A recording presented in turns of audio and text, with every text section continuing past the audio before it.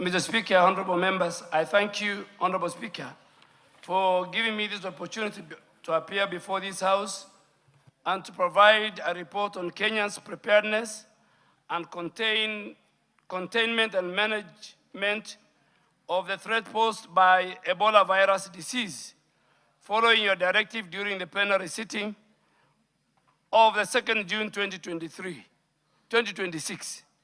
I also acknowledge the concern raised by honorable members regarding the possibility of Ebola virus disease importation into the country, the establishment of a quarantine and isolation centers in Kenya, the preparedness of public health facilities, and the nature of the regional and international coordination mechanism. From the onset, I wish to assure this House and the people of Kenya that the country has not recorded any confirmed case of Ebola virus disease as of 3rd of June 2026. The government is, however, treating the regional outbreak with the seriousness it deserves, because Ebola is a severe disease with high fatality and huge public health threat. And Kenya's position as a regional aviation, trade, transport, and diplomatic hub places the country at increased risk of importation of the disease. Honorable Speaker, the epicenter of this outbreak is in DRC and Congo. As per our last situational update, the Democratic Republic of Congo has reported 1,083 suspected cases and 259 deaths. Of these, 321 cases are laboratory confirmed, with 48 confirmed deaths. A total of 2,746 contacts have been listed for follow-up. Uganda has reported 12 confirmed cases and 2 deaths, with 642 contacts listed for follow-up. Honorable Speaker, this disease is associated with the Bundi species of Ebola virus. This is significant because there is currently no approved vaccine for this particular virus or for this particular species. The outbreak has also affected healthcare workers both in DRC and in Congo.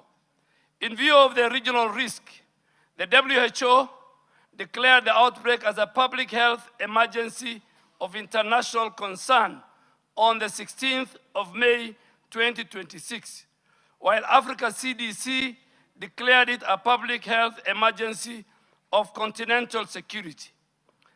These both declarations by WHO and Africa CDC signals an extraordinary public health event that poses a risk to other countries and requires a coordinated international response. Kenya has therefore activated the National Preparedness System in accordance with our constitutional duty to protect the right to health, our obligations under the Health Act 2017 and the International Health Regulations 2025. Honorable Speaker, before I respond to the many questions that you have asked me to answer, let me just give the country what is Ebola and which type of Ebola is this. Ebola is a severe, often very fatal illness in humans. There are 3 different types of species. There's Ebola, Zaire, Sudan virus, and the current one we have, which is called Bundibugyo virus, which has the capacity to cause large outbreaks. The modes of transmission are many, Honorable Speaker and members. The infection index from contact to the wild animals. Thereafter, transmission occurs from person to person through blood or bodily fluids from infected persons or dead bodies. Transmission can also occur from contaminated surfaces or objects like bed linen and clothing or unsafe injection practices. What are the early signs and symptoms? The average incubation period of this particular virus, Ebola virus, is between 2 to 21 days infected people are not contagious until they develop the symptoms. Initial signs and symptoms are non-specific. Many common infections, like other diseases like malaria, typhoid, meningitis. But the symptoms are usually of a sudden onset. They include fever, chills, headache, joint pain, muscle pain, backache, nausea, vomiting, diarrhea, fatigue, weakness, skin rashes, among others.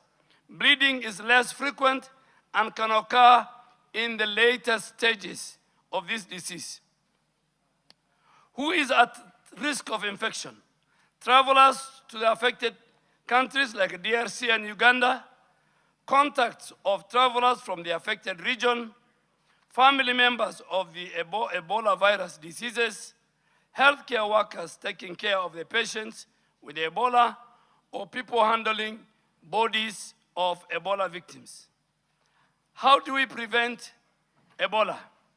Early identification and prompt referral and isolation of the suspected cases. Basic universal precautions of hand hygiene and gloving in health setups during the routine work. Wearing of the full personal protective equipment when handling cases or suspected or confirmed Ebola. And finally, to avoid contact with the bodily fluids of suspected cases. Honorable Speaker, allow me now to address the questions that appeared on the letter you addressed, and the first one was the measures by the government to manage and contain the threat of Ebola. Honorable Speaker and members, the government has activated a whole government preparedness and response framework led by the Ministry of Health through the Kenyan National Public Health Institute. The National Ebola Incident Management System was activated on the 20th of May 2026 in order to provide a unified central command, coordination, and decision-making. This structure is supported both at the national and county public health emergency operation centers, which remain on high alert mode. 2, under this arrangement, we have also strengthened our surveillance of health facilities within our communities and the points of entry. We have issued advisories to all the 47 counties covering Ebola case definitions, infections prevention, control reporting protocols, guidance on isolation, sample referral, contact tracing, among others. Our rapid response teams, Honorable Speaker, have been placed on standby for deployment where alerts are reported. Government has also enhanced screening at our 26 official points of entry, including our international airports, land border crossings. As of yesterday, 2nd June 2026, 71,243 travelers have been screened cumulatively, including the 2,506 travelers who were screened in the last 24 hours. Screening focuses particularly on travelers from the affected countries and high-risk travel routes. To date, Honorable Speaker, the national surveillance system has captured and investigated 22 suspected alerts from across the country. All of them have tested negative. These alerts were reported from Nairobi, Kiambu, Uasin Gishu, Nyeri, Nakuru, Nyamira, West Pokot, Kisumu, and Bungoma. In the last 24 hours, 3 alerts from Nairobi, Uasin Gishu, and Bungoma were investigated and they were confirmed negative. Honorable Speaker, the Ministry has also operationalized the public communication mechanism, including the national number, toll number 719, which is our public health hotline, to facilitate communities to report, to do public inquiry, and to give health advisory.